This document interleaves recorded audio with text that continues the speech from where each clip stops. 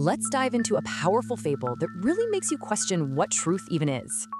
So, our story begins out in some far-off corner of the universe with some, clever animals. The thing they invented, knowledge, was really just a blip, an arrogant little minute in cosmic history. Then, just like that, nature took a breath, the whole show is over, and the animals were gone. The fable argues our own intellect is pretty random. No grand purpose, just a tool for human life. You know, if you could ask a mosquito, it would think it's the center of its universe too. So, who came up with these beautiful but pretty harsh words? Well, it was a young Friedrich Nietzsche, in an essay he actually never published himself. And he wrote this while his career was, frankly, in ruins after his first book, got slammed. Now, to really get this, you have to picture the world he was living in. It was changing, fast. Just 2 years before, Charles Darwin had published The Descent of Man, and it was a total game changer. So you had this huge clash of ideas. Are we divinely inspired, or just another animal trying to survive?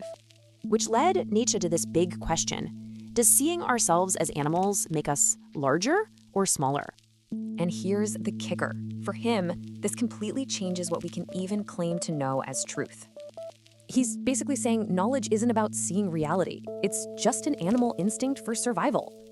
I mean, think about it. We can't see like an eagle or smell like a bear. Our senses are limited. It's like a fish in a tank. Its entire world is just that tank of water. That's its reality. So what's really wild is what this all means for finding ourselves, for self-discovery. See, our consciousness wasn't built for some grand search for truth. It was built to keep us alive. So we're left with Nietzsche's haunting question. If we've never truly sought ourselves, how can we ever find ourselves? We're unraveling a mystery that connects a Beatles song, a fossil hunter, and an ancient skeleton. Okay, so this whole thing is really 3 stories woven into one, each a piece of a bigger puzzle. The first thread, a Beatles classic from 1967, Lucy in the Sky with Diamonds. Second, we've got Don Johansen, a young scientist in Ethiopia, searching for fossils back in '73. And the third story, it's about a small female who lived more than 3 million years ago. So, in '74, Johansen made a find in Ethiopia that completely changed our understanding of human history. And we're not talking just a few fragments. They found piece after piece of one single skeleton. It was an astonishing 40% complete. Nothing like it had ever been discovered before. You can just imagine the excitement back at camp. This was a total game changer for the field.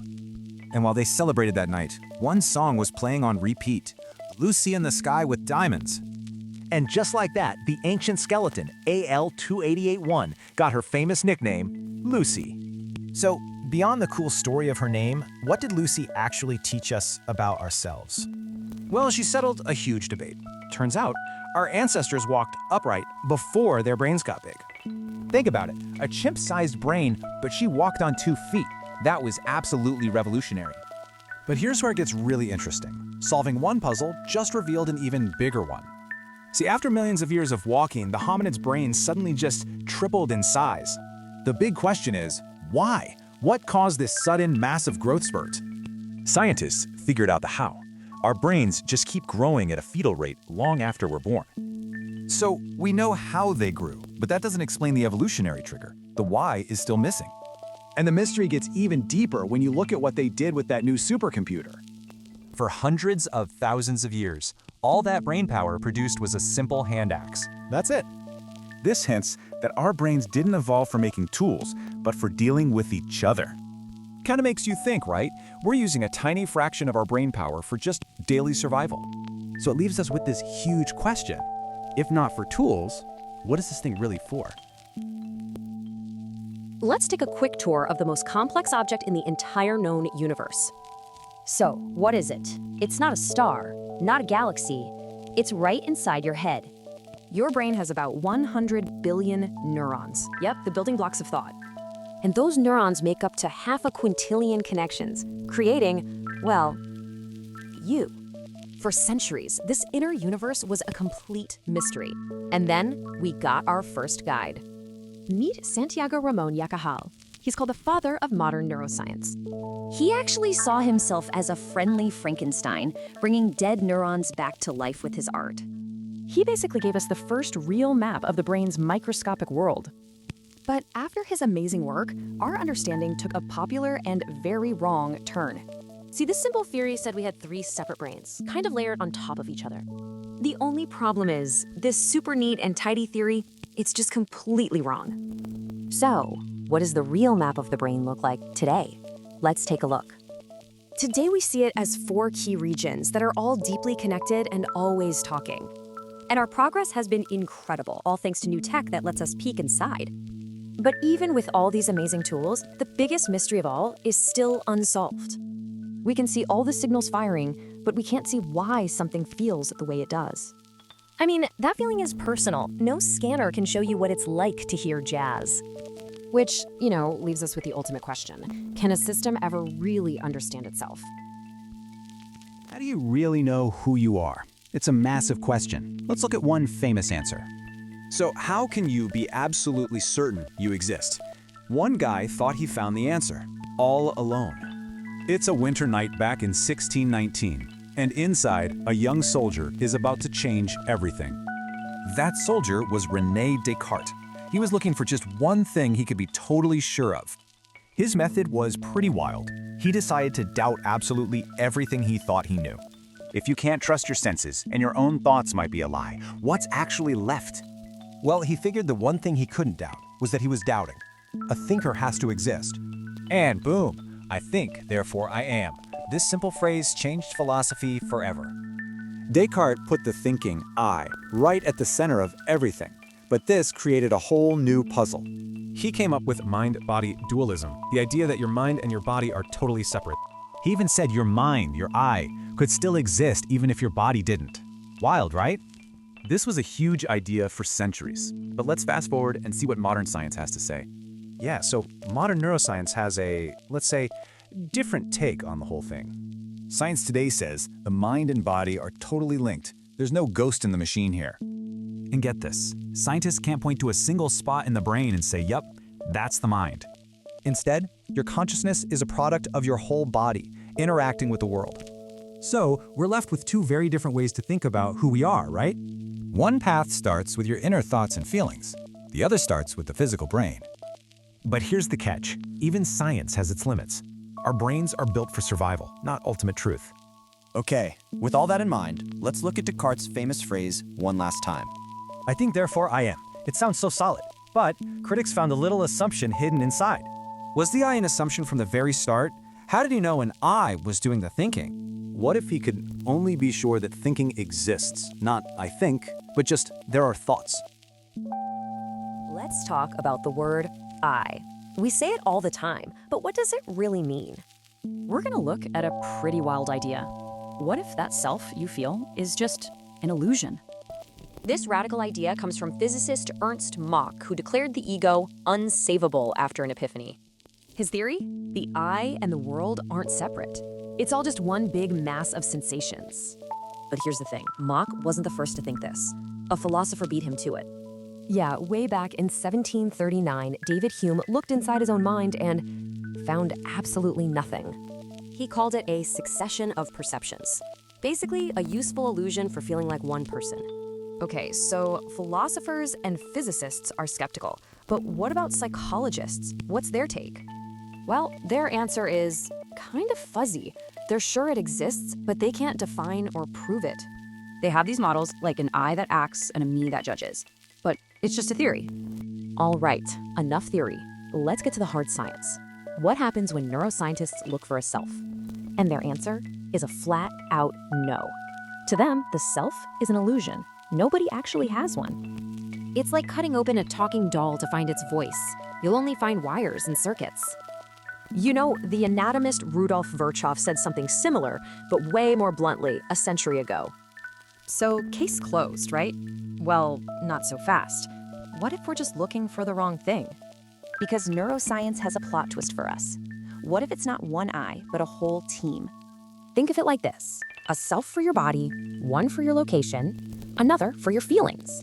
And neurologists have seen this in action. A patient can lose one self while the others stay intact. But wait a minute. This doesn't feel right, does it? We all feel like one single person inside. And that brings us right back to our guy, Mach. The ego isn't just one simple thing. So here's the big takeaway.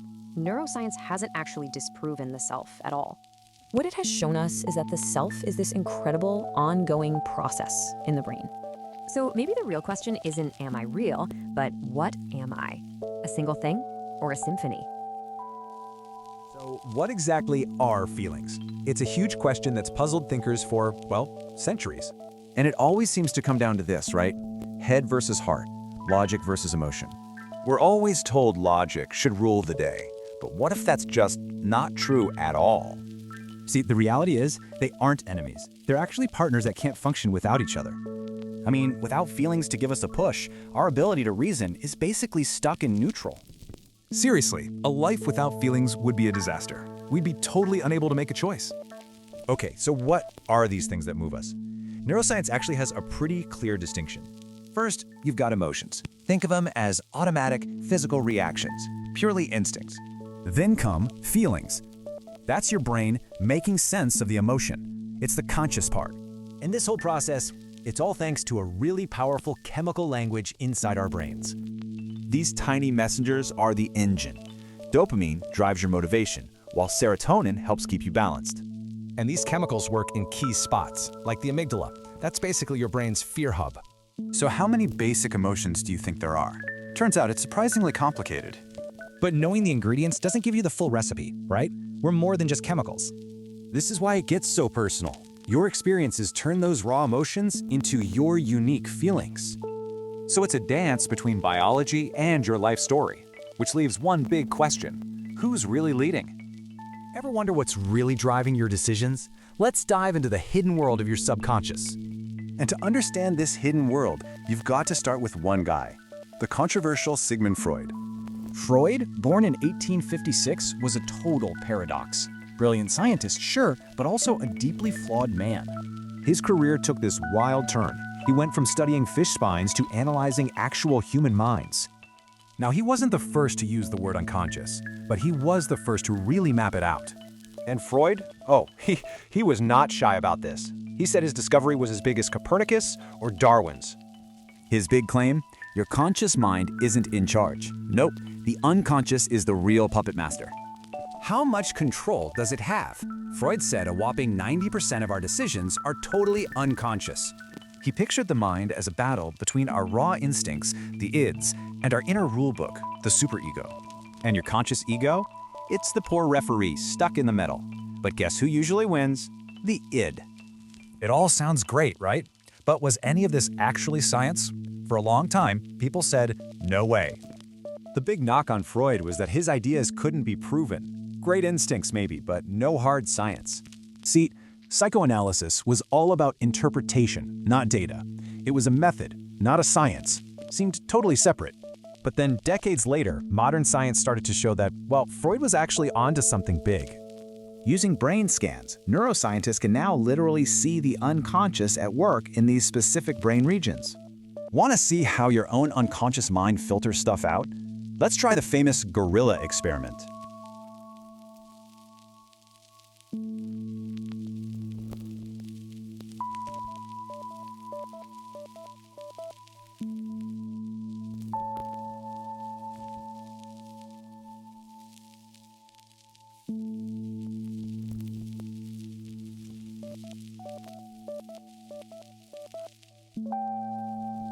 Okay, so you were busy counting. But did you happen to spot anything a little unusual? Get this. More than half the people who do this completely miss a woman in a gorilla suit. So what's that tell us? Our attention is like a spotlight. Whatever's in the dark gets handled unconsciously. Think of this hidden part of your mind as your brain's autopilot. It's always running in the background. It's where your earliest memories are stored. And it's how you do complex stuff like driving without thinking. Right? I mean, think about typing. Your fingers just know where to go, even if you can't draw the keyboard. So here's the kicker. Most of what your brain does is unconscious. The conscious stuff, that's the exception. So if 90% of your mind is unconscious, it really makes you wonder, who's actually in control here? So let's dive into the mystery of memory. How does your brain even decide what's worth remembering? Yeah, it's a weird one, right? Memory can feel like it has a mind of its own. And that's because your brain isn't a hard drive. It doesn't save files. It saves the meaning behind them. For one Nobel laureate, Dr. Eric Kandel, this wasn't just science. It was deeply personal. You see, his journey from a refugee to a world-renowned researcher was driven by a single, powerful promise. That pledge, never forget, turned into his life's work, finding out how our brains physically hold on to the past. But how on earth do you study a brain with 100 billion neurons? Well, Kandel realized he needed to simplify. So, he turned to the humble sea snail. Its super simple nervous system was the perfect place to start looking. He saw the snail's neurons change as it learned a simple reflex. A little shock, and it pulls its gill in. This showed that our experiences literally, physically change our brains. It's a process called synaptic plasticity. And here's the big breakthrough. Short-term memories strengthen old connections, but long-term ones, they build brand new ones. And what's doing the building? A protein called CREB. Turns out, it's the key to making those new connections. And for this incredible work, in 2000, Eric Kandel won the Nobel Prize. Absolutely groundbreaking stuff. But, the biology is only part of the story. Your memory isn't a file cabinet in one spot. Psychologists actually break memory into different types. These are just ideas, not physical places in the brain. And even Kandel says we've barely scratched the surface. It's like we've just figured out what a number is. So, if language shapes how we remember, does it really give us a true picture of what actually happened? What is language? We're going to tackle this huge question through one man's incredible journey. This very question obsessed one of the 20th century's most brilliant and difficult thinkers. So, our story starts when Ludwig Wittgenstein saw a courtroom model of a car crash. And he got stuck on a question. How could these little toys represent a real event?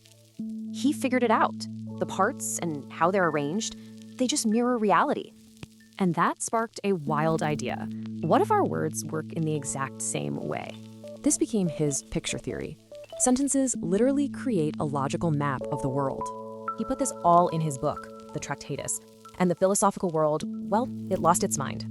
His goal was a perfect language, no ambiguity, no nonsense, not even good or bad. His famous conclusion? If you can't say it with perfect logic, just be silent. But there was a huge problem with this perfect logical system. Real life is messy. I mean, how does pure logic explain something as simple as a human gesture? The whole thing came crashing down thanks to his friend, the economist Piero Sraffa. Sraffa made a classic Italian gesture of contempt and just asked, "What's the logic of that?" Wittgenstein had no answer. Right then, he realized his whole philosophy was completely wrong. So he made one of the biggest U-turns in philosophical history. He just threw it all out. His new big idea? A word's meaning isn't fixed. It's just its use. He called these contexts language games. The rules for telling a joke are different than for giving orders. So language wasn't a perfect crystal anymore. Now it was like a sprawling ancient city. A messy, complicated city, built over centuries, and constantly being changed by us, its inhabitants. So philosophy's new job? To get us unstuck from the puzzles our own language creates. So here's the kicker. Our language doesn't just describe reality, it actually builds our reality. Think about it. A lion's world is so different, we couldn't understand its language. So, if the limits of your language are the limits of your world, what are your limits? Let's tackle a huge question. Do we really need other people to be happy? It all starts with a story. There's this one receptionist, and she is legendarily grumpy, like a total pro at the annoyed sigh. But get this, whenever she sees my little boy, she completely changes. Her whole face just lights up. So what's going on here? The answer's kind of weird. It comes from the 18th century. This is Jean-Jacques Rousseau. And yeah, he was an interesting guy. A charming wanderer, basically. So his early life was pretty aimless. Until one day, on a country road, everything changed for him. And this wasn't just some random idea. It was a full-on revelation that gave him his life's mission. He realized that all of humanity's problems, they all came from just one single thing. And here's his big theory. We're all born good. It's society, he said, that makes us wicked. Basically, once we're forced together, we start comparing ourselves, and that's when our natural goodness disappears. Now, you have to understand, this was a wild idea back then. It went against everything people believed. And funny enough, he got so grumpy and antisocial, he kind of became living proof of his own theory. So, a wild theory from a pretty complicated guy. But was he right? Let's jump to modern psychology. Okay, fast forward to the 1970s. A new field pops up, loneliness research, led by Robert Weiss. And Weiss was convinced Rousseau had it all wrong. He saw loneliness as a huge problem, especially in cities. We all know it hurts when no one loves you, right? But Weiss found something way more critical. It turns out, what's even more frustrating is when we don't reach out to others ourselves. He discovered that having no one to love, well, that's even worse than not being loved. And boom, that takes us right back to our receptionist. Her joy wasn't about getting love. It was because she finally had someone to give her affection to, and that made her day. I mean, look at our primate relatives. It's in our DNA. We are built to be social creatures. People who stay isolated actually suffer for it. Their minds get rigid, inflexible, and they just can't cope. So giving to other people, whether it's a gift or just affection, it gives you a boost too. So this joy we get from caring for others, I mean, where does that actually come from? So what if Rousseau was wrong about society, but maybe, just maybe, right about us being naturally good? So are we naturally good or bad? It's a question we've been asking forever. Okay, get this. A little girl, Fawn, is brutally attacked by 3 adults. They're biting her, staring down her terrified family so they can't possibly help. But once they flee, her big sister rushes in and just holds her gently. Now here's the crazy part. This wasn't about people. Fawn was a monkey. So if it's all just survival of the fittest, where does this kindness come from? Right. Darwin's idea suggests evolution is just a ruthless fight for existence. This led to a huge debate. Are we good, like Rousseau thought, or bad, like Huxley argued? Huxley's take was that nature is savage, and morality is us fighting against it. So civilization is basically a weapon we forged to slay our inner animal dragon. But wait, if we're naturally bad, how did we ever build a good society to begin with? Well, primatologist Franz de Waal has a different answer, after watching Apes for 30 years. Turns out morality isn't a mistake. It's actually a genius adaptation for survival. He saw 2 main kinds of kindness, that automatic love for family and helping someone so they'll help you later. You know, I'll scratch your back if you scratch mine. That's basically the golden rule for apes. And look at this. Chimps use sex for power, but bonobos use it to just chill everyone out. So our good side isn't something we invented. It's part of our animal inheritance. We've got both the dragon and the ape inside us, the selfish side and the caring one. So the takeaway is, we're not born good or bad. We're actually born with both. Our nature gives us both impulses. So the real question is, which one do you choose? Okay, so let's dive into Immanuel Kant's take on one of life's biggest questions. It's a question we've all asked, but one guy tried to answer it with pure logic. And that feeling? Well, for a young Immanuel Kant, it sparked an entire philosophical revolution. It all started back in the 1730s. His mom taught him about nature and the stars, and he was hooked. Yeah, he saw a connection between the huge universe out there and the moral universe inside us. Crazy, right? As a young guy, Kant was a bit all over the place. Brilliant for sure, but super unfocused. I mean, he was a party animal, great at billiards, but his career? Not so much. For decades, his career was just stuck. He even said no to a professorship in poetry. Can you imagine? Then, suddenly, everything changed. Fearing time was running out, he got super disciplined. And believe it or not, this incredibly boring routine led to some of philosophy's most exciting ideas. This is where he flipped philosophy on its head with what he called a Copernican revolution. Basically, he said our minds aren't just mirrors, they're more like blueprints, actively shaping what we see. In his own words, our minds don't learn the rules from nature, they give nature its rules. Okay, so what does this have to do with being good? Well, he applied the exact same idea to morality. For Kant, the only thing that's purely good is a good will. It's all about your intention. So he came up with this test, a way to figure out if what you're doing is actually moral. The big question is, could your personal rule work as a universal law for everybody? See, for Kant, morality wasn't about feelings or results. It was about pure logical reason. But even Kant had his doubts. Was this moral law really just logic, or something else entirely? It's like he was trying to figure out how planets move, but without a telescope. He had to rely on pure reason. Today, we've got tools like fMRI scans to see inside. So Kant asked why we should be good. Now, science is asking how we are good. Which leaves us with a huge question. If morality is just brain chemistry, what does good even mean? All right, today we're tackling a massive question. Do you actually have free will? I mean, for centuries, we've just assumed we're in control. But what if that's all an illusion? And their answers couldn't be more different, sparking a debate that challenges, well, everything about us. So, let's start with the philosopher Arthur Schopenhauer. And yeah, he wasn't exactly lacking in confidence. He basically flipped centuries of philosophy on its head with one pretty wild idea. He said this unconscious will is the real boss, not our rational mind. It's pulling the strings. Think about skipping class. Your will decided to do it way before your conscious mind justified it. So the mind's job? Just to cook up a good excuse for what the will already wants. Fast forward over 100 years, and a scientist accidentally puts this very idea to the test. Meet Benjamin Libet. He's a neuroscientist who wanted to pinpoint the exact moment we make a conscious choice. His setup was super clever. It timed three things: the decision, the brain prep, and the action. So you'd think the conscious choice comes first, right? Then the brain fires up. Then you move. Yeah, that's not what Libet found. At all. The results were pretty mind-blowing, actually. Get this, the brain started prepping the action a half second before the person even knew they'd decided. That half-second gap, it suggests our brain decides before we do. Whoa. So, is that it? Is free will dead? It really looked like science had proved Schopenhauer right. But then Libet himself threw a curveball, just when it seemed like the case was closed. He said, okay, maybe we don't have free will, but we definitely have something called free won't. So we might not control the urge, but we have a small window of time to say, nope, and veto it.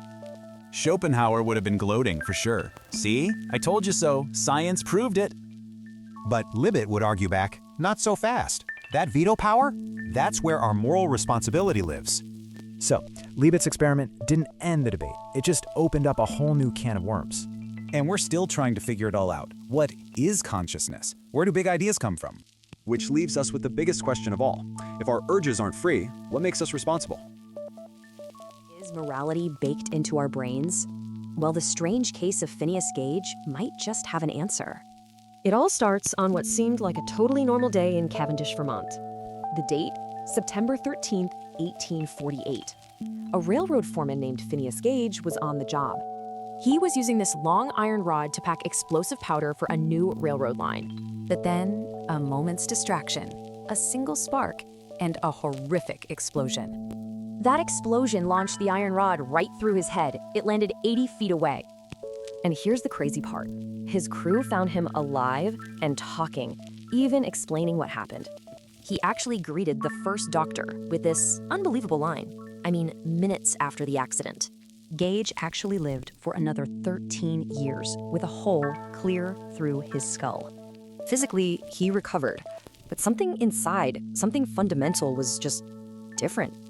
The once capable, responsible guy was gone. In his place, a man who lied, cheated, and got fired. His friends said he just wasn't Gage anymore. So what on earth really happened to him? The clues were waiting in his skull. Years later, neuroscientists took a much closer look. They figured out the rod destroyed one specific area, the ventral medial frontal lobe. And they argued this brain damage basically, well, demagnetized his moral compass. But, is it really that simple? Could something else be going on here? Some researchers think it was social trauma. I mean, his whole life was turned upside down. So where does that leave us? Is there some kind of moral center in the brain? Believe it or not, a Finnish children's book actually gives us a really good analogy here. See, there's no single machine in our heads that tells us what's right or wrong. Instead, it's more like a complex network, lots of different brain regions all working together. This network handles both our gut feelings and our more thought-out moral judgments. Gage's story really shows our feelings and thoughts are completely intertwined, which makes you wonder. So, are we born good? Let's dive into a famous philosophical puzzle that gets right to the heart of that question. Okay, picture this. A trolley's headed for 5 people. You can flip a switch, but it'll kill one person instead. Now, what if the choice was different? To save the 5, you have to physically push a large man off a bridge. The results are fascinating. Almost everyone says they'd flip the switch. But pushing the man? Almost no one. So here's the mystery. The outcome is identical. 1 life for 5. So what's really going on here? One theory, we have a moral instinct. This idea comes from psychologist Mark Hauser. It's kind of like a universal grammar for right and wrong, hardwired into us from day one. To test this, scientists looked at patients with very specific damage right in their frontal lobe. And the results? Totally stunning. These patients, they push the man without a second thought. This points to a physical spot for that moral gut check, right there in the frontal lobe. Case closed, right? Well, not so fast, because now things are about to get complicated.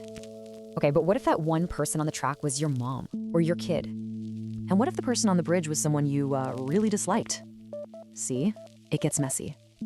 And that split second, our brains are doing all this other math too. A ton of what ifs. So the real answer seems to be a mix. It's not just nature or nurture, it's both. It looks like we're born with the basic hardware for morality, an innate capacity for it. But it's our upbringing, our empathy, and our culture that writes the actual software. As one philosopher put it, moral progress isn't about logic. It's about growing our empathy. Which leaves us with one last kind of disquieting thought. Is there ever a moral obligation to kill? Ever felt a real pang of sadness for someone in a movie? Well, we're about to explore the science behind it. I mean, really, why do we feel a character's pain or their joy? The answer is pretty surprising. It's such a strange and powerful feeling, isn't it? Their fictional emotions somehow become our real ones. For a long time, scientists had no idea why. But the answer came from a pretty unexpected place, a lab in Italy. They were looking at the motor cortex, a part of the brain everyone thought was just for basic movement. So they saw a neuron fire when a monkey grabbed a peanut. Okay, simple enough, right? But then a scientist grabbed a peanut and the monkey was just watching. And get this, the exact same neuron fired. The monkey's brain was basically copying the action it saw. Rezolati had just discovered mirror neurons. Think of them as your brain's built-in simulator. Honestly, this was a massive breakthrough. It was a hint at the brain's wiring for social connection. All of a sudden, these neurons seem to be the key to so much: empathy, language, our whole social world. It's why just the sound of a soda can opening can make you feel the whole experience. That's them at work. Okay, so that explains how we feel empathy, but it doesn't explain why being good feels, well, rewarding. For that, we need to look at another part of the brain, the amygdala, our emotional command center. See, when we help someone and see them smile, our amygdala lights up, giving us a jolt of pleasure. So being good to others isn't just a nice idea. It's actually a form of self-reward for our brains. Now, what's really interesting is how this scientific view bumps up against some old-school philosophy. Take the philosopher Immanuel Kant. He thought goodness came from a sense of duty, not from feeling good. But the science suggests this pleasure from helping others is a much more powerful, natural motivator than just duty. So, what does this all mean? Well, it seems our brains aren't just built to understand other people. They're wired to connect with them and to feel good about it when we do. Which leaves us with this one big question. If our brains reward us for being good, are we born to be good? Are we ever entitled to kill? Let's dive into that with a thought experiment. Okay, so let's meet our problem. It's this guy's Aunt Bertha. She's dreadful and very, very rich. Basically, she brings zero pleasure into the world, just pain and misery for, well, everyone. He's her sole heir, but she's super healthy. He's not getting that money anytime soon. Which brings us to a really dark question. Could killing her actually be justified? Well, one philosophy might actually allow it. It's called utilitarianism. Let's check it out. This idea comes from the philosopher Jeremy Bentham, way back in the 18th century. For him, it was simple. Society's goal? Less pain, more pleasure for the most people. Okay, so how does this apply to Aunt Bertha? Well, it seems pretty straightforward, right? If you do the math, it's pretty clear. The pleasure seems to totally outweigh the pain. Think about it. Her money could save kids' lives and make so many people happy. So, here's the kicker. Is he not just allowed to kill her, but morally obligated to? But hold on. Bentham would say we have to think bigger. What are the consequences? If everyone thought this way, anyone considered not useful could be a target for the greater good. You'd end up with a society full of fear, where literally no one feels safe. And here's the problem. The logic doesn't really forbid an individual murder for the greater good. So let's bring in another thinker, Immanuel Kant. He has a totally different take. And this really gets to the heart of it. Is it about consequences or human dignity? Yeah, Kant would be horrified by our math. For him, you can't use people as a means to an end. Ever. So even with all the potential good, the answer has to be, Aunt Bertha lives. Because if we start judging a life by its usefulness, we just might destroy society itself. Which leaves us with one last big question. If not usefulness, what gives a life its value? So, is abortion moral? Let's tackle this huge question using 3 different philosophical tools. Okay, picture this. You wake up in a hospital. You're groggy, confused, no idea how you got there. And then you see it. You're physically hooked up to an unconscious man, literally keeping him alive. Turns out he's a world-famous violinist, and the doctor says you're the only one who can save him. And get this, the hospital says it was a huge mistake. You weren't even supposed to be there. So what do? This classic thought experiment really makes you ask, what do we owe each other? But is a violinist really the same as an embryo? Let's dig into some classical philosophy for answers. First up, Immanuel Kant. He argued that an embryo has full human dignity right from conception. But, and this is a big but, Kant's argument had a catch, one that's pretty controversial today. Basically, for Kant, dignity depended on if the parents were married when they conceived. Yeah, he called some newborns contraband merchandise. It's a view that, doesn't really fly today. Okay, so let's shift gears to a totally different framework, utilitarianism. It's all about the greatest good.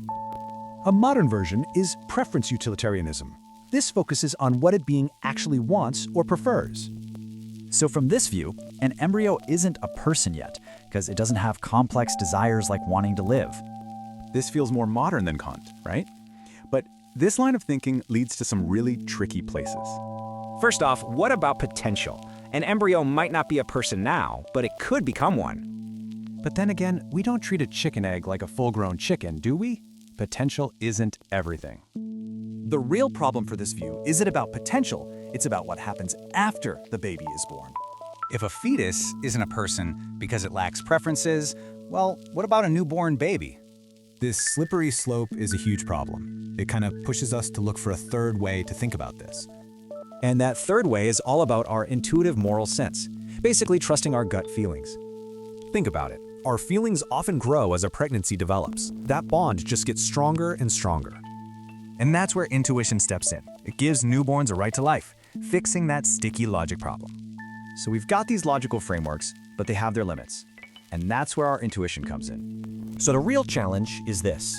How do you balance cold, hard reason with your deepest gut feelings? All right, we're diving into one of the most profound ethical questions there is.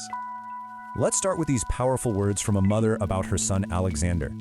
A car accident left him with severe brain damage, a large part of his cerebral cortex just gone. For 4 years, he was completely unresponsive, kept alive only by machines and a feeding tube. His mother was certain he wouldn't have wanted this, but doctors and courts denied her wishes. Alexander's story really forces the question, doesn't it? It makes us define the terms. So there are really 4 kinds of euthanasia, from passive withdrawal to active intervention. The central argument for active euthanasia? Well, it all comes down to the right of self-determination. And what's really interesting is that both sides use the philosopher Immanuel Kant to argue their case. But, of course, allowing this raises some pretty serious ethical questions and objections. Some people fear it could fundamentally change the whole doctor-patient relationship. And what about societal pressures? Could this create a freedom to die that feels mandatory? So, what does the data actually show? Well, we can look to the Netherlands for a test case. Since it was legalized in 2001, about 4,500 people there have chosen active euthanasia annually. But here's the thing. Advocates and opponents look at these exact same numbers and see totally different stories. This leaves us with one final crucial question. what about the alternative of palliative care? Basically, palliative care focuses on relief from symptoms and stress, not on death itself. And you know, humans seem to have this deeply rooted evolutionary aversion to active killing. Even its strongest supporters say it has to be a last resort, when every other option is gone. So maybe the real problem isn't the legal right, but the circumstances that create the wish to die. So, do we focus on an individual's right to decide, or on society's duty to provide care? Ultimately, it leaves us with this question. What does a dignified death truly worth to us as a society? Okay, let's dive into a simple question with a really complex history. So this all starts in Oxford, 1970. We meet a young philosopher, Peter Singer. Then, over lunch, a friend asks him a question that pretty much changes everything. Singer promised an answer for the next day. Little did he know that was his last steak. You see, the old reasons for eating meat, like needing it to survive, they just didn't fit. He realized we'd been focused on intelligence, not the real question. Can animals feel pain? So, Singer looked back to the 18th century, to a philosopher named Jeremy Bentham. Bentham framed it perfectly. It's not about reason or talk, it's all about suffering. This is utilitarianism in a nutshell. Does our pleasure really outweigh their pain? And by 1975, his book Animal Liberation kicked off the modern animal rights movement. But, okay, if suffering is the standard, where exactly do you draw that line? Pigs and chickens? We're pretty sure they feel pain. I mean, you can hear it. And what about fish? Science is now telling us, yeah, they probably can feel pain too. But then you get to things like mussels, or even plants. And honestly, we just don't know. The thing is, we can never really know what it's like to be another creature. But not knowing isn't an excuse for cruelty, right? We don't apply that to people. Think about it. Our sense of morality kind of works in these expanding circles. Family and friends are at the core, but farm animals, they're way out on the edge. And you know, our modern food system creates this huge gap, this moral distance. We see a plastic-wrapped cutlet, not the actual animal, and that changes everything. So our choice isn't just about logic, it's also about instinct, culture, and gut feelings. And in the West, let's be honest, most of us have a real problem with killing animals ourselves. So the question changes. It's less about logic and more about what you can live with.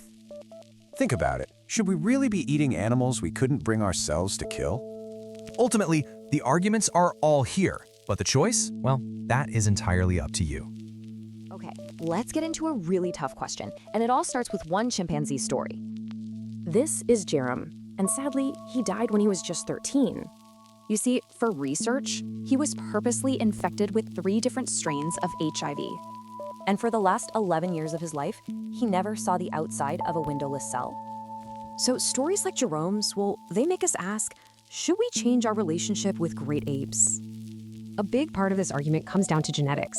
Just how similar are we really? DNA studies in the 80s really blew this open. The difference is tiny, right? Yeah, to flip that around, that means 98.4% of our DNA is identical to a chimp. Okay, to put that into perspective, we're as close to chimps as a horse is to a donkey. But, you know, it's not just about the DNA, it's about what's going on in their minds. Back in the 60s, Jane Goodall saw chimps making tools. This was a huge deal, a real shocker. Her mentor, Louis Leakey, was so stunned, he sent this now famous telegram. So after tools, the next big question was language. Could we teach them to talk?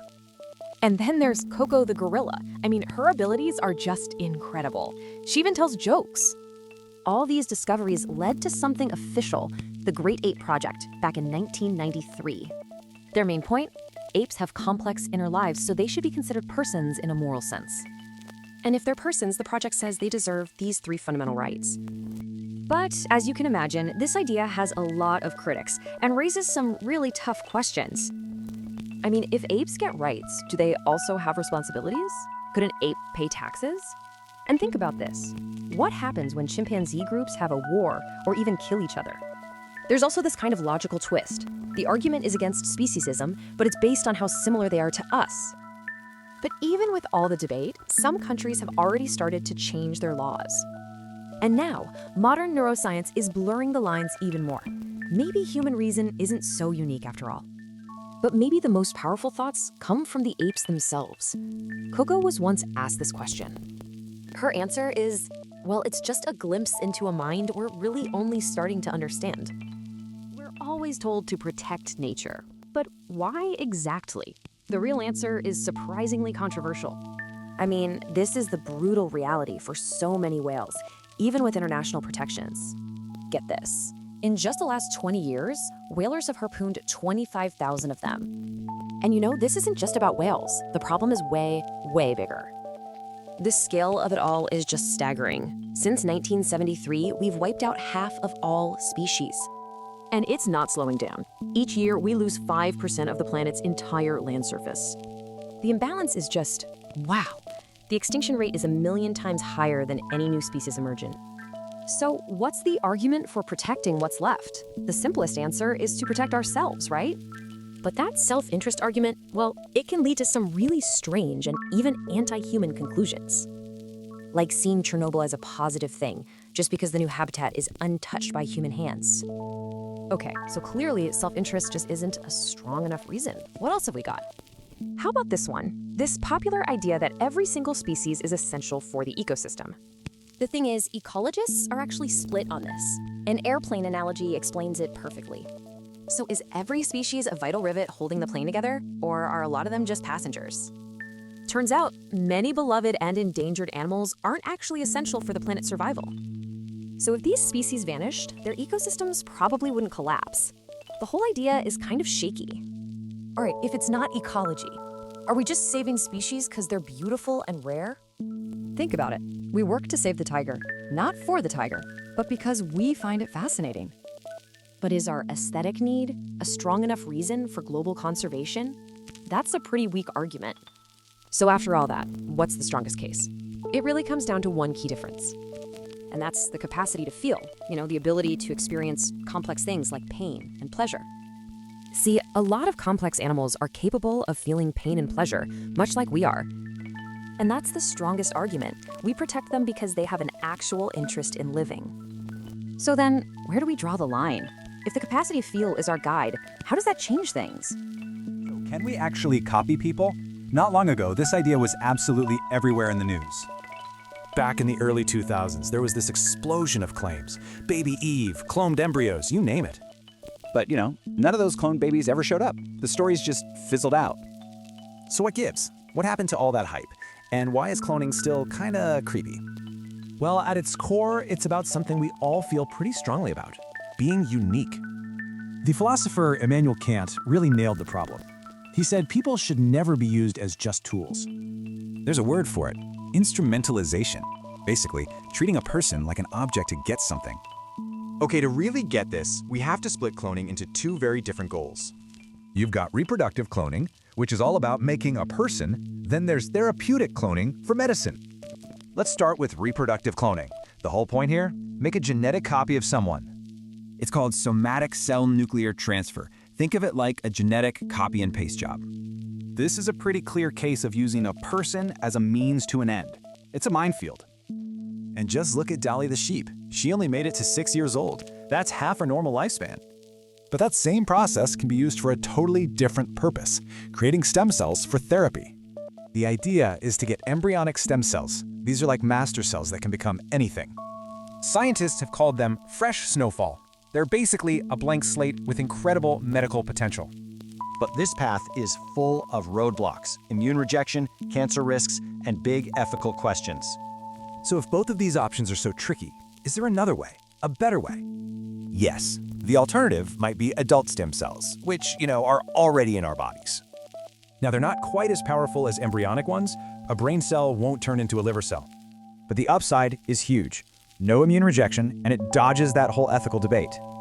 So when you put them side by side, adult stem cells look like a much more promising path to a cure.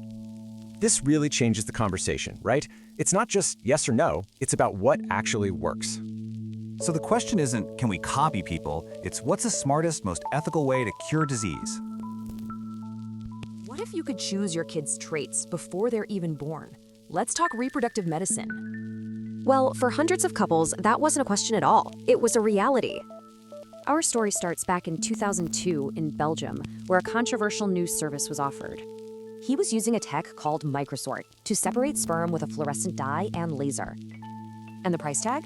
Nearly 10,000 euros. Pretty exclusive, right? So, Belgium banned it.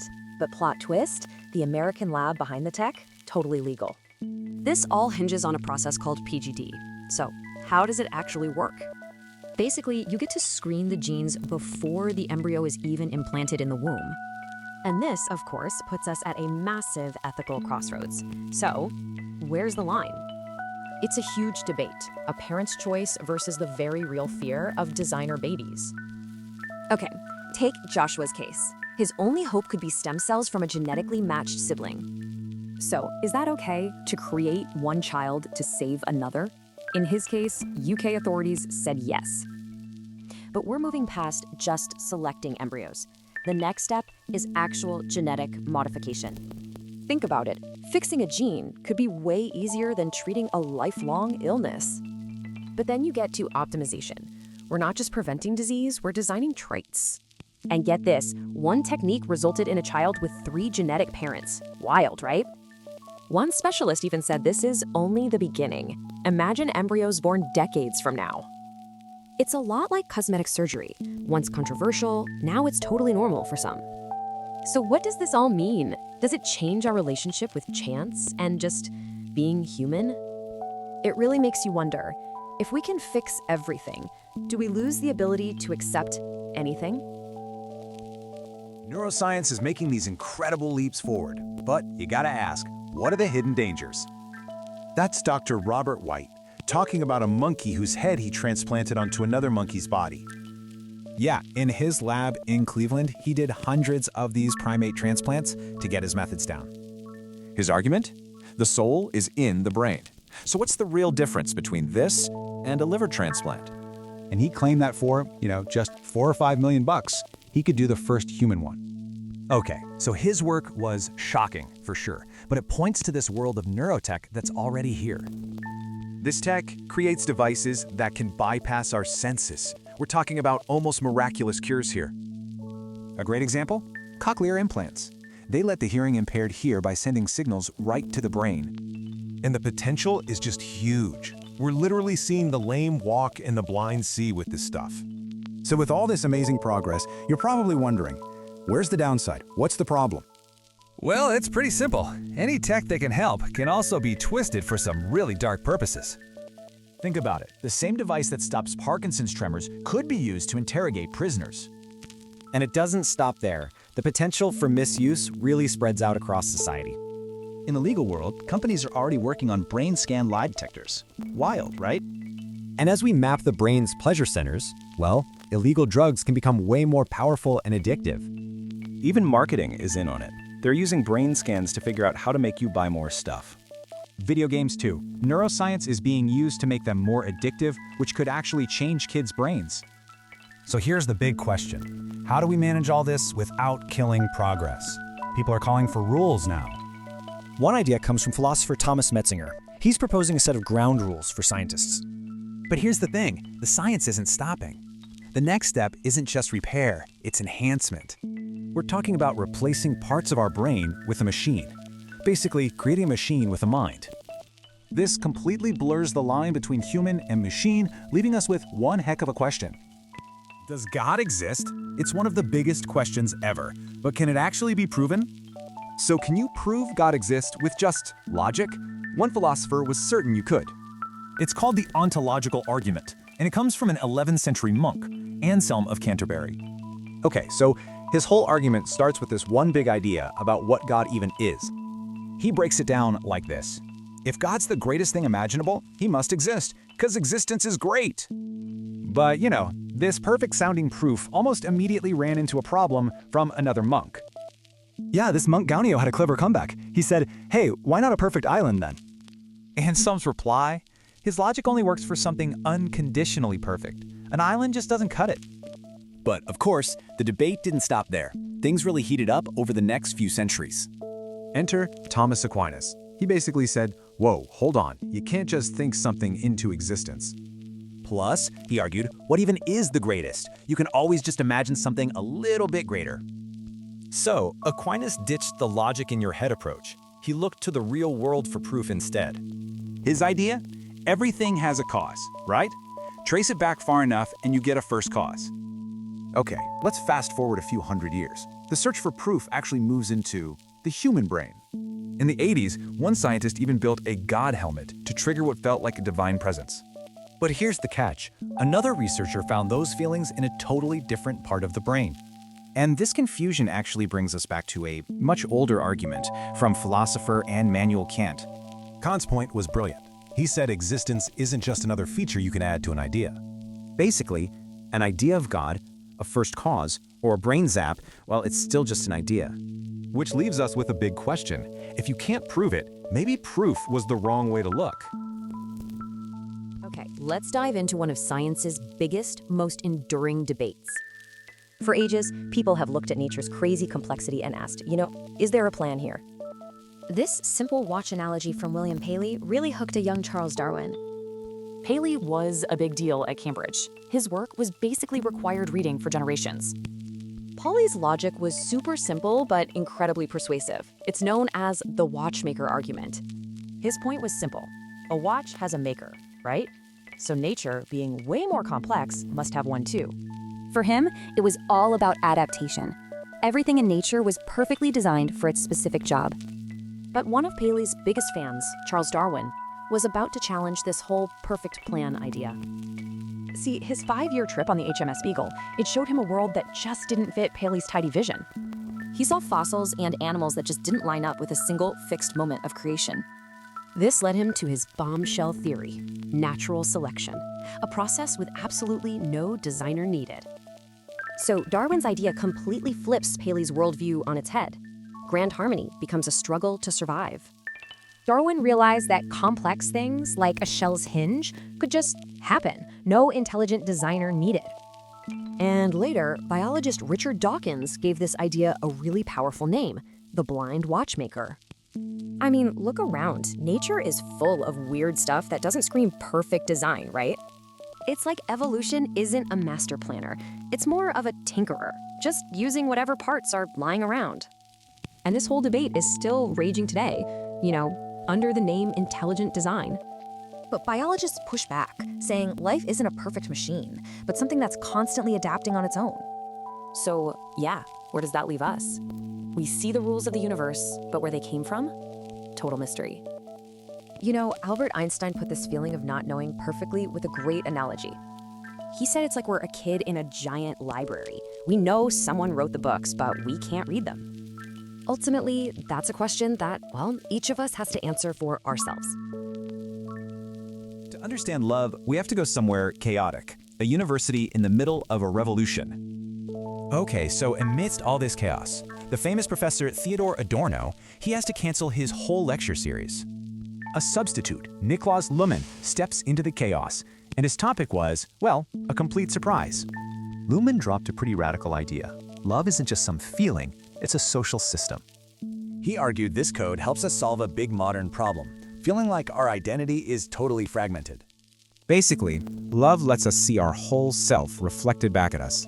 That's a rare thing, right? But this whole improbable connection thing, it completely ignores what's actually happening inside our brains. From a biological view, love is just a powerful and very real cocktail of chemicals.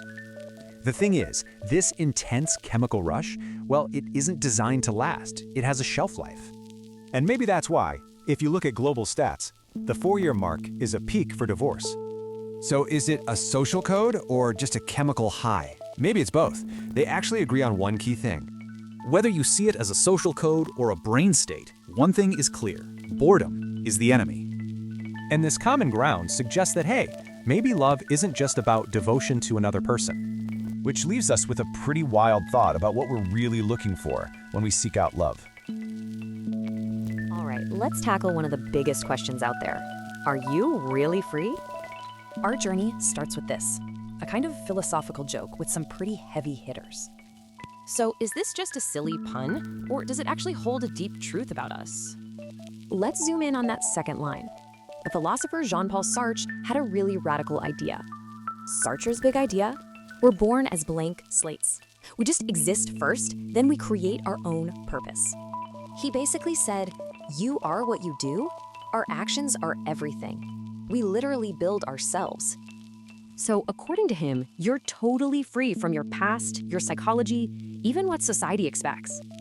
I mean, that sounds amazing, right? But what does modern science have to say about all this?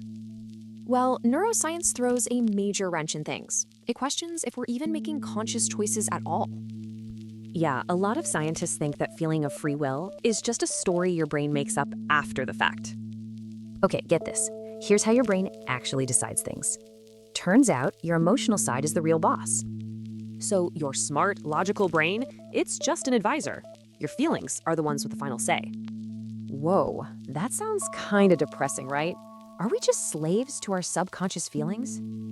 But hold on, feelings can be learned. Think about it. You can totally learn to control a quick temper. See, your intellect can actually train your emotions. They're a team working together over time. This points to a more realistic idea of freedom. It's not all or nothing. It's more like a negotiation. So, what determines what? Our actions or who we are inside? Turns out the answer is both. It's this constant feedback loop. What you do shapes who you are, and who you are shapes what you do. Which brings us back to Sinatra. Do, be, do. It perfectly captures this endless cycle. So your real freedom is right there, inside that loop. The only question is, what's your next move gonna be? Okay, let's tackle a big question that, let's be honest, affects pretty much all of us. You know that feeling, right? That little rush you get from a brand new purchase? But then, it just kind of fades, doesn't it? Let's explore why that happens. So first up, what is it about new stuff that has such a powerful pull on us? Well, a big part of it is a concept called conspicuous consumption. Our desire for things is complex. It taps into our identity, security, status, and happiness. So yeah, our stuff often becomes an extension of who we are, or maybe who we want to be. But of course, this constant chase for more definitely comes with a hidden cost. You see this huge gap between the promise, happiness, success, and the actual real cost. And this pressure is very real. Get this, 78% of workers live paycheck to paycheck.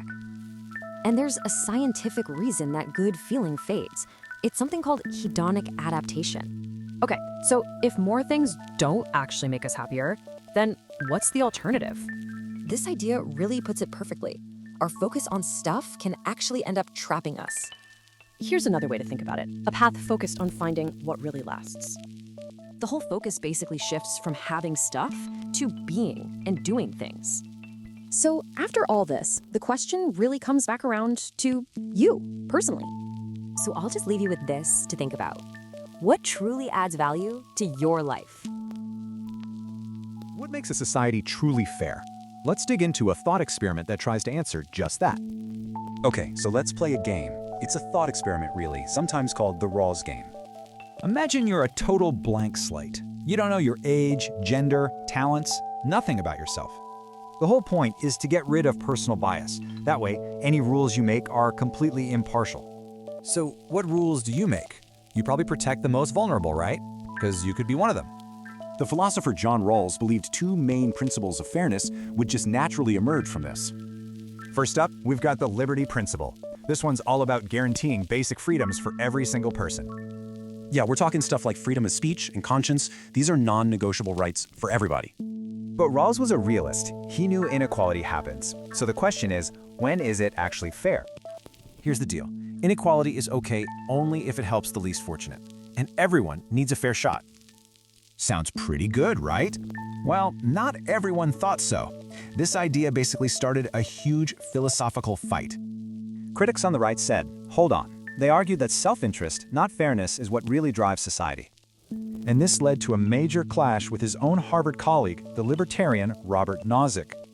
But it wasn't just the right. The left had problems too, saying he just didn't go far enough.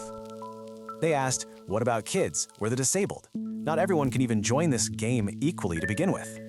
So, when you boil it all down, you get these three huge debates at the very core of his theory. It really gets at this classic chicken or egg question. Does justice create the good society, or vice versa? And all of this I mean all of it, comes down to one massive question about the purpose of government. So, is the government just a security guard, or is it meant to be a kind of moral coach? That one question, it's the same one dividing politics today. And that's the real legacy of Rawls's idea. All right, let's tackle a huge question. What really makes for a happy life? You might think it's about money or success, right? Well, the real answer might surprise you. Turns out, it's not found in the wealthiest countries or even the most advanced cities. Instead, we gotta look to a tiny volcanic island way out in the South Pacific. Yep, a place called Vanuatu. Get this, no army, over 100 languages, and a low life expectancy. And yet, in 2006, the Happy Planet Index called it the happiest nation on the entire planet. And check this out, wealthy nations like Germany and the US, they ranked way, way down the list. So it really makes you wonder, if money and progress don't equal happiness, then what does? Well, a field called happiness economics actually has an answer. It debunks that more is better myth. Take the US, for example. Real income has doubled since the 50s, but happiness levels? Totally flat. Research points to a tipping point. Above 20 grand a year, more money just doesn't buy more happiness. So here's the key. Getting new stuff can feel good, but just owning it, that feeling fades. Okay, so if it's not money and stuff, what are the real ingredients for a happy life? Researchers say these are the things that truly matter most. And notice what's at the top. You know, there's a perfect little story by Heinrich Boll that illustrates this whole idea. So a tourist sees a fisherman just chilling by his boat and tells him to go out and fish more. Why? Asks the fisherman. The tourist says, to make more money, obviously. You could get rich. And what for? The fisherman asks. So you could finally retire and just relax in the sun. To which the fisherman replies, but that's exactly what I'm doing right now. So what's actually going on in our brains when we feel that sense of happiness? It's not just a simple chemical cocktail. The real story is about your actions meeting or beating your expectations. Think about a runner's high. It's not just endorphins. It's the joy of crushing a personal record. And this reveals the ultimate key to a happy life. It's all about the expectation game. Lasting happiness isn't about having low expectations. It's about grounding them in your reality. So the real question is, how will you tailor your expectations to build a happier life? So, can you actually learn to be happy? To find out, we're gonna look at a Greek philosopher with a, let's say, surprising reputation. Yeah, this guy, Epicurus, people saw him in two totally different ways. Let's separate the myth from the man. This inscription over his garden gate, well, it definitely fueled some pretty scandalous rumors about his community. But the pleasure he was talking about, it wasn't excess. It was simple, sustainable, and shared by everyone. His whole philosophy was pretty radical. If you can't sense it, don't worry about it. Death, nothing to fear. So the real meaning of Epicurean got completely twisted over the years, mostly by his critics. And what's wild is how this ancient wisdom lines up with modern positive psychology. The shared belief is pretty simple. Being happy is great, but yeah, it takes work. Okay, so what does that work actually look like? Here are 7 rules for happiness. Number 1. Keep active. Your brain actually gets hungry for activity. It just boosts the joy of life. Rule 2 is to be sociable. You know, those ties with friends and family, they're a way more lasting source of happiness. Number 3, focus. Really savor the here and now, like the smell of flowers or, some really good cheese. John Lennon really nailed it here. Worrying too much about the future just steals the present moment from you. Okay, number 4, keep your expectations realistic. Don't push too hard, but don't set the bar too low either. Coming in at number 5, think good thoughts. You really do have the freedom to focus on the positive stuff. And number 6, learn to take unhappiness in stride. Crises can actually be constructive, leading to new beginnings. Finally, number 7, find pleasure in your work. Like Freud said, happiness is basically love and work. But are these rules really enough? Following a list isn't always the simple fix it sounds like. I mean, how much control do you really have to shape your actions? Can you actually will what you will?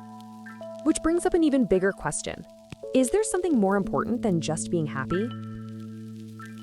So, Does life have meaning? It's gotta be one of the biggest questions we ever ask ourselves. You know, this line from The Matrix, it just perfectly nails that deep, nagging feeling we all get. Turns out everyone he knows is just living in this huge computer simulation, and they have no idea. But what if your world wasn't real? This idea isn't just sci-fi. It goes way, way back. Yeah, like over 2,000 years ago, the philosopher Plato basically described the original Matrix. And it's kind of wild how similar the two ideas are when you put them side by side. See, Plato's whole point was that our senses fool us. The real world is found through thinking. So here's a thought. If the simulation was a paradise, would you even want to leave? Well, some thinkers say a lifetime of just happiness, it wouldn't be heaven, it'd be hell. It all comes down to choice. Happiness that's just handed to you, well, it doesn't mean much. For centuries, the answer was simple, right? It was all part of God's plan. End of story. But then, things started to shift. The question moved from God's plan to, well, our plan. And once philosophers really dug in, they came up with all sorts of different answers. Then in the 20th century, some just rejected the question itself, said it was basically nonsensical. Which brings us to the modern idea. Maybe meaning isn't found, it's something we create. So the point isn't to find the meaning, it's to give meaning to our own lives. But why do we even care so much? Well, maybe it's because we know we're gonna die. Of course, plenty of writers have poked fun at this whole quest for some grand, cosmic answer. A famous sci-fi novel actually tried to give a scientific answer with a giant supercomputer. And after 7.5 million years, it was ready with the ultimate answer. And that answer was 42. See? The computer argued the answer was fine. The problem was the question made no sense. You know, maybe Monty Python had the most practical advice for how to live a good life. And maybe that's the real takeaway here. The meaning isn't in the answer, it's in the search.